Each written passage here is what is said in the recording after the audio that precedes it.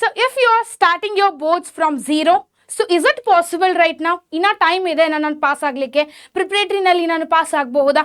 ಅದ್ರದ್ದು ಎಲ್ಲರದು question mark ಇದೆ ರೈಟ್. ಸೊ ಇವತ್ತು ನಾನು ನಿಮಗೆ ಕ್ಲಾರಿಟಿ ಆಗಿ ಕೊಡ್ತೇನೆ ಹೇಗೆ ಮಾಡ್ಕೋಬಹುದು ಅದನ್ನು. Okay, first is boards from the zero is possible.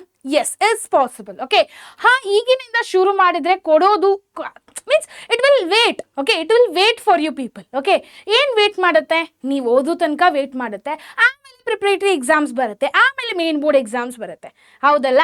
ಇಲ್ಲ ಬುದು, ಹಂಗೆ ಮಾಡ್ಕೊತಿದ್ರೆ ನಿಮಗೆ ಹೆಂಗಾಗತ್ತೆ?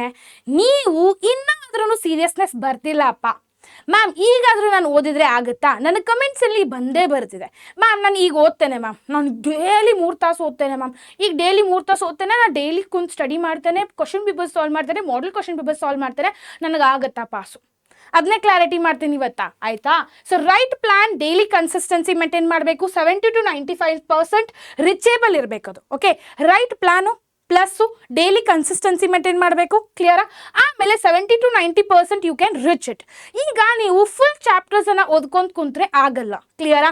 ಸೊ ಏನು ಮಾಡ್ಬೋದು ನೀವು ಈಸಿಯಾಗಿ? ಆ ಚಾಪ್ಟರಿಂದ ಯಾವುದಪ್ಪ ಇಂಪಾರ್ಟೆಂಟ್ ಟಾಪಿಕ್ಸ್ ಇದೆ, ಯಾವ ಟಾಪಿಕಿಂದ ರಿಪೀಟೆಡ್ಲಿ ಆ ಕ್ವಶನ್ ಬಂದಿದೆ, ಸೊ ಅದನ್ನು ರಿಸರ್ಚ್ ಮಾಡ್ಬೇಕು ನೀವು. ಅದನ್ನು ರಿಸರ್ಚ್ ಮಾಡಿ ಅದನ್ನಷ್ಟೇ ಕುಂತು ಓದಿದ್ರೆ ಆರಾಮಾಗಿ ಪಾಸ್ ಆಗ್ಬೋದು. You can't score but you can pass it easily, ಕ್ಲಿಯರಾ? ನೆಕ್ಸ್ಟ್, ಝೀರೋ ಅಂದರೆ ಹೀರೋ ಆಗಬಹುದು, ಬಟ್ ಮೈಂಡ್ಸೆಟ್ ಮೇಲೆ ಡಿಪೆಂಡ್ ಆಗಿದೆ. ಓಕೆ, ನಿಮ್ದು ಎಷ್ಟು ಥರ ಯಾವ ಥರ ಮೈಂಡ್ಸೆಟ್ ಇರುತ್ತೆ ಅದ್ರ ಮೇಲೆ ಡಿಪೆಂಡ್ ಆಗೋದು. ಇಟ್ಸ್ ನಾಟ್ ಲೈಕ್ ನಾನು ಇವತ್ತಿಂದ ಕುಂತು ಓದ್ತೇನೆ ನಾನು ಪಾಸ್ ಆಗ್ತೇನೆ, ನೋ, ನಾಟ್ ಪಾಸಿಬಲ್. ನೀವು ಯಾವ ಥರ ಮೈಂಡ್ಸೆಟ್ ಮಾಡಿದ್ರೆ ನಾ ಪಾಸ್ ಆಗ್ತೇನಪ್ಪ, I will maintain the consistency, I will do it everything ಅಂತ ನಿಮ್ಮ ತಲೆಯಲ್ಲಿ ಇದ್ರೆ ಅಂದ್ರೇ ಪಾಸ್ ಆಗ್ಬೋದು. ನಾನು ನಿಮಗೆ ಕಾನ್ಫಿಡೆನ್ಸ್ ಅಷ್ಟೇ ಕೊಡಬಹುದು, ಓದೋದಂತೂ ನೀವೇ ಮಾಡಬೇಕಲ್ಲ, right? So start today, not from tomorrow. You are not going to start from tomorrow. ಈಗ ಸದ್ಯ ವಿಡಿಯೋ ನೋಡಿದ್ರೆ ಈಗ ಸದ್ಯ ಸ್ಟಾರ್ಟ್ ಮಾಡಿ, ಆಯ್ತಾ? ನಾನಂತೂ ಮೋಟಿವೇಶನ್ ಕೊಡ್ತಿದ್ದೇನೆ, ಈಸಿಯನ್ನ ಹಾಗೆ ಹೇಗೆ ಓದ್ಕೋಬಹುದು ಅನ್ನೋದು ಈಸಿಯಾಗಿ ಹೇಳ್ತಿದ್ದೇನೆ, ರೈಟ್? ಫಸ್ಟ್ ಇಸ್ ಮೊದಲು ಸಿಲೆಬಸ್ ಸ್ಪ್ಲಿಟ್ ಮಾಡಿ ಲೈಕ್ ಮ್ಯಾನೇಜಬಲ್ ಚಂಕ್ಸ್ ಅನ್ನು ತಗೊಳ್ಳಿ. ಓಕೆ, ಮ್ಯಾನೇಜಬಲ್ ಚಂಕ್ಸ್ ಅಂದ್ರೆ ಏನು? Easy chapters. ಈ ಚಾಪ್ಟರ್ ಇಂದ ಶಾರ್ಟ್ ಆಗಿ ಕೋಆರ್ಡಿನೇಷನ್ ಕಂಪೌಂಡ್ ತಿಳ್ಕೊಳ್ಳಿ. ಆ ಕೋಆರ್ಡಿನೇಷನ್ ಕಂಪೌಂಡ್ ಇಂದ VBT ಮತ್ತೆ CFT ದಿಂದ ಒಂದು ಕ್ವಶನ್ ಶಾರ್ಟ್ ಆಗಿ ಬೀಳುತ್ತೆ, ಅದು ನಿಮಗೆ ಗೊತ್ತಿದೆ, ರೈಟ್? ಸೊಲ್ಯೂಷನ್ ಚಾಪ್ಟರ್ ಇಂದ ನರ್ಸ್ಟ್ ಇಕ್ವೇಷನ್, ಇಲ್ಲ ಯಾವುದಾದ್ರೂ ಒಂದು ಕಾನ್ಸೆಪ್ಟ್ ಬಹಳ ಇಂಪಾರ್ಟೆಂಟ್ ಇದೆ, ಅದು ಬಿದ್ದೇ ಬೀಳುತ್ತಪ್ಪ, ನಿಮ್ಮ ತಲೆಯಲ್ಲಿ ಅದು ಗೊತ್ತಿದೆ. And it those questions has been repeated in the model question papers, repeated in the previous year question papers. Do those questions, it will be really be helpful, right? Next is every day 2-3 hours quality study is very important. That is equal to the magic. Okay, 2-3 ತಾಸು daily concentrate ಮಾಡಿ ಓದಬೇಕು. ನೀವು ಹಾಗೆ ನಾನು book ಮುಂದೆ ಇಟ್ಕೊಂಡು ಕುಂತೇನೆ ನಾ ಓದ್ತೇನಪ್ಪ ಅಂದರೆ ಆಗಲ್ಲ. You need to study by concentrating, you need to study by smart. Okay, smart working ಇರಬೇಕು. ಯಾವ ಕ್ವಶನ್ ಓದ್ತಿದಾರಲ್ಲ ನಾನು ಪರ್ಫೆಕ್ಟ್ ಮಾಡ್ಕೋಬೇಕು. ನಾನಿಂದು ಓದ್ತಿದ್ದೇನೆ ಇದು ಬೀಳುತ್ತಂತ ನಿಮಗೆ ಗೊತ್ತಿದೆ ಅದರಿಂದ ಪರ್ಫೆಕ್ಟ್ ಮಾಡ್ಕೊಂಡ್ಬಿಟ್ರೆ ಅದನ್ನು ಸೇಮ್ ಹೋಗಿ ಕ್ವಶನ್ ಆನ್ಸರ್ ಪೇಪರ್ನಲ್ಲಿ ಬರೆದ್ಬಿಡಿ. Simple, right? So one chapter at a time. Don't panic yourself that I need to do 15 chapters, I need to do 10 chapters. So ಈ ಥರ ಪ್ಯಾನಿಕ್ ಮಾಡ್ಕೊಂಡು ಹೋದರೆ ಏನೂ ಆಗಲ್ಲ. 4 ಚಾಪ್ಟರ್ ಮಾಡಿ, 4 ಚಾಪ್ಟರಿಂದನೂ ಪಾಸ್ ಆಗ್ಬೋದು ನೀವು. ಇಟ್ಸ್ ನಾಟ್ ಲೈಕ್ 15 ಚಾಪ್ಟರ್ಸ್ ಓದಬೇಕು, 4 ಚಾಪ್ಟರಿಂದನೂ ಪಾಸ್ ಆಗ್ಬೋದು. ಬಟ್ ಅದನ್ನ ತಲೆಯಲ್ಲಿ ಇಟ್ಕೊಳ್ಳಿ ಯಾವ ಥರ ಮಾಡಬೇಕು ಅನ್ನೋದು, ಆಯಿತಾ? Next is about focus on the high weightage chapters like model papers ದಂದ ನೋಡಿ. Chapters high weightage chapters like social science, ಅಲಿಹೈಡ್ಸ್ and ketones, coordination compounds. So ಇವೆಲ್ಲ chapters high weightage, right? So ಅವನನ್ನು ಕಾನ್ಸಂಟ್ರೇಟ್ ಮಾಡ್ಕೋಬೋದು ಎಲ್ಲ ಸಬ್ಜೆಕ್ಟ್ದು, right? Then afterwards previous year queries, then afterwards gold main, clear?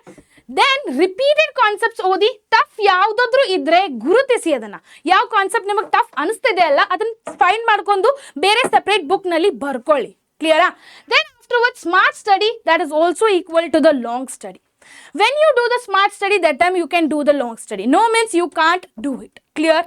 ಅದಾದ ತಕ್ಷಣ consistency is also equal to the confidence. ನೀವು ಯಾವ ಥರ ಕನ್ಸಿಸ್ಟೆನ್ಸಿಯನ್ನು maintain ಮಾಡ್ತಾ ಇರಲ್ಲ ಅವಾಗ ನಿಮಗೆ ಕಾನ್ಫಿಡೆನ್ಸ್ ಬರುತ್ತೆ, ಕ್ಲಿಯರಾ? Like daily revision is equal to retention boost ಆಗುತ್ತೆ, ಕ್ಲಿಯರ್? ಡೈಲಿ ರಿವಿಷನ್ ಮಾಡ್ಕೊತಿದ್ರೆ ನಿಮಗೆ ನೆನಪಿಡೋದ್ರೆ ನಿಮಗೆ ಕಾನ್ಫಿಡೆನ್ಸ್ ಬರುತ್ತೆ.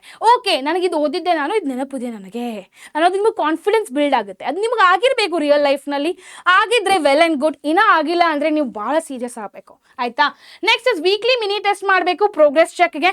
ಇಷ್ಟು ಬಂದ ಮೇಲೆ yes boards can be cracked very easily, ಕ್ಲಿಯರಾ?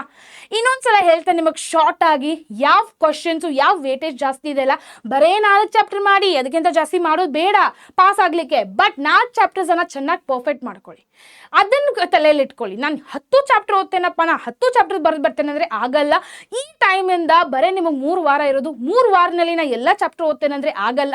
ಎಷ್ಟು ಬರುತ್ತಲ್ಲ ಅಷ್ಟೇ ಚಾಪ್ಟರ್ಸ್ ಓದಿ. ನೀವು ಯಾವ ಟಚ್ ಮಾಡಿದ್ದೀರಾ, FA ನಲ್ಲಿ, FA2 ನಲ್ಲಿ, ಮಿಡ್ ಟರ್ಮ್ನಲ್ಲಿ ಯಾವ ಚಾಪ್ಟರ್ಸನ್ನು ಟಚ್ ಮಾಡಿದಾರಲ್ಲ ಆ ಚಾಪ್ಟರ್ಸನ್ನು ಅಷ್ಟೇ ರಿಪೀಟ್ ಮಾಡಿ, ಅಷ್ಟೇ ರಿವಿಷನ್ ಮಾಡಿ, ನಿಮಗೆ ಅದು ಹೆಲ್ಪ್ ಆಗುತ್ತೆ. ಕ್ಲಿಯರಾ?